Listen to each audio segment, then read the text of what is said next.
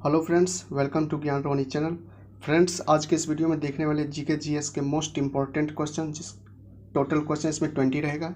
ये GK GS का set 3 है। फ्रेंड्स, ये सारे के सारे क्वेश्चन प्रीवियस ईयर में क्वेश्चन पूछा जा चुका है। ये सारे के सारे क्वेश्चन जो टॉप सेलेक्टेड हैं।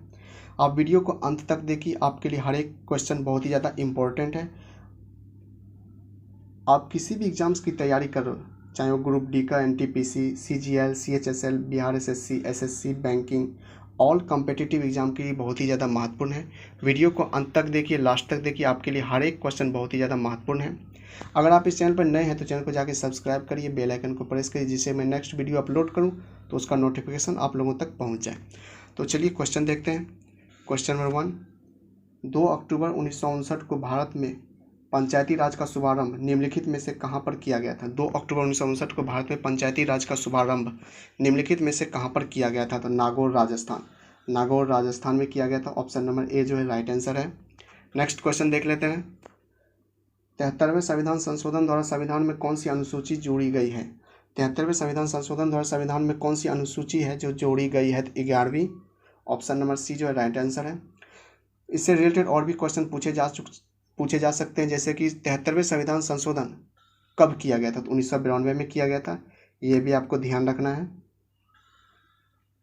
नेक्स्ट, भारतीय संविधान में संविधान संशोधन करने की प्रक्रिया को किस देश से लिया गया है? तो ये भी दक्षिण अफ्रीका से लिया गया है। ये भी आपको ध्यान रखना है। इससे रिलेटेड और भी क्वेश्चन पूछे जा सकते हैं, जैसे कि किस अनुच्छेद के तहत संविधान संशोधन किया जाता है? तो अनुच्छेद 368 के तहत किया जा सकता है। ये सारे के सारे मोस्ट इंपॉर्टेंट हैं, सारा चीज़ आपको ध्यान रखना है। नेक्स्ट क्वेश्चन देख लेते हैं। भारतीय संविधान के किस भाग में पंचायती राज का प्रावधान है? भारतीय संविधान के किस भाग में पंचायती राज का प्रावधान है? तो भाग 9। Option number A right answer है, भाग 9 में है। नेक्स्ट क्वेश्चन देख लेते हैं। किस संविधान संशोधन एक्ट के तहत मतदाताओं की आयु 21 से घटाकर 18 वर्ष की गई है? किस संविधान संशोधन एक्ट के तहत मतदाताओं की आयु 21 से घटाकर 18 वर्ष कर दी गई है? 61वें संशोधन के द्वारा। ऑप्शन नंबर ए जो है राइट आंसर होगा। 61वें संविधान संशोधन के तहत किया गया था। नेक्स्ट क्वेश्चन देख लेते हैं।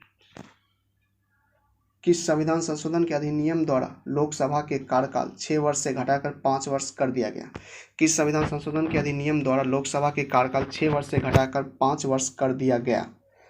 तो 44वां संविधान संशोधन के द्वारा। Option number B right answer होगा। नेक्स्ट क्वेश्चन देख लेते हैं। किसी राज्य में सामान्यतः किसके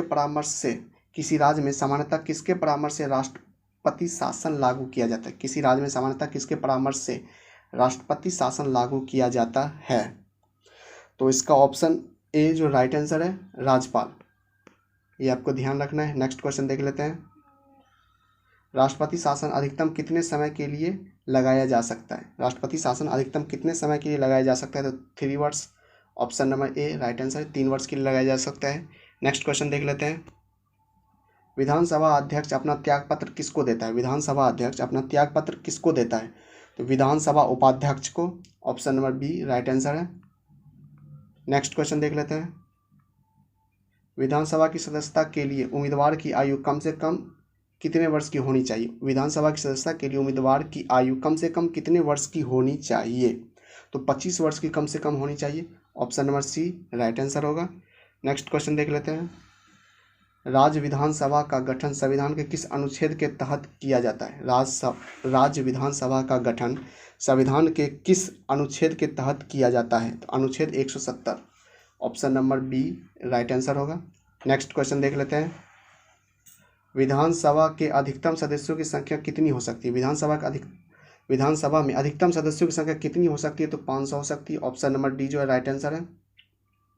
इससे रिलेटेड और एक क्वेश्चन पूछा जा सकता है कि न्यूनतम कितनी हो सकती है? तो 60 हो सकती है। ये भी आपको ध्यान रखना है, न्यूनतम 60 हो सकती है, अधिकतम 500 हो सकती है। नेक्स्ट क्वेश्चन देख लेते हैं। कोशिका की क्रियात्मक गतिविधियां नियंत्रित होती है, मतलब कोशिका क्रियात्मक गतिविधियां कौन नियंत्रित करती है? तो केंद्रक करती है, केंद्रक द्वारा किया जाता है। Option number B right answer है। नेक्स्ट क्वेश्चन देख लेते हैं। मानव शरीर में यूरिया संश्लेषण कहाँ होता है? मानव शरीर में यूरिया संश्लेषण कहाँ होता है? तो यकृत में होता है। Option number D right answer है। यूरिया को कार्बामाइड भी कहा जाता है, यूरिया को कार्बामाइड भी कहा जाता है, ये भी आपको ध्यान रखना है। नेक्स्ट क्वेश्चन देख लेते हैं।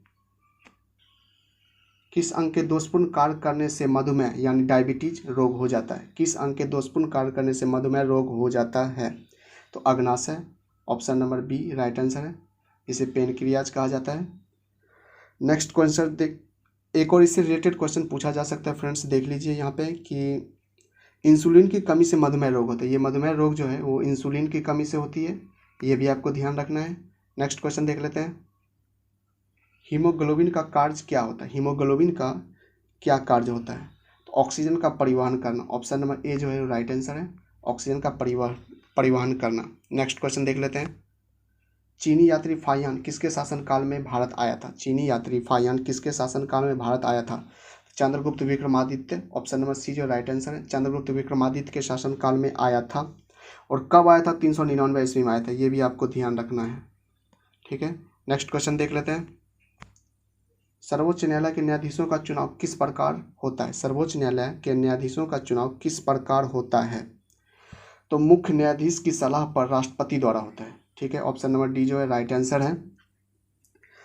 इससे रिलेटेड और क्वेश्चन पूछा जा सकता है, जैसे कि वर्तमान में सर्वोच्च न्यायालयों की कुल न्यायाधीशों की संख्या कितनी है? तो 34 है, ये भी आपको ध्यान रखना है। नेक्स्ट क्वेश्चन देख लेते हैं। पक्षियों में डैश होता है, मतलब पक्षियों में कितने कक्षीय हृदय होते हैं? पक्षियों में 4 कक्षीय हृदय होते हैं, option number A right answer है। नेक्स्ट क्वेश्चन देख लेते हैं। लार ग्रंथि से कौन सा एंजाइम स्रावित होता है? लार ग्रंथि से कौन सा एंजाइम स्रावित होता है? तो एमाइलेज, ऑप्शन नंबर सी जो राइट आंसर है, एमाइलेज स्रावित होता है। नेक्स्ट क्वेश्चन देख लेते हैं। निम्न में से कौन सा नोबल गैस नहीं है? निम्न में से कौन सा नोबेल गैस नहीं है? तो क्लोरीन, ऑप्शन नंबर सी जो राइट आंसर क्लोरीन है जो नोबेल गैस नहीं है। फ्रेंड्स, अगर अभी तक आप लोगों ने मेरे चैनल को सब्सक्राइब नहीं किया है तो जाके चैनल को सब्सक्राइब करिए, बेल आइकन को प्रेस करिए, जिससे कि मैं नेक्स्ट वीडियो अपलोड करूँ तो उसका नोटिफिकेशन आप लोगों तक पहुँच जाए। तो मिलते हैं नेक्स्ट वीडियो में, तब तक के लिए जय हिंद।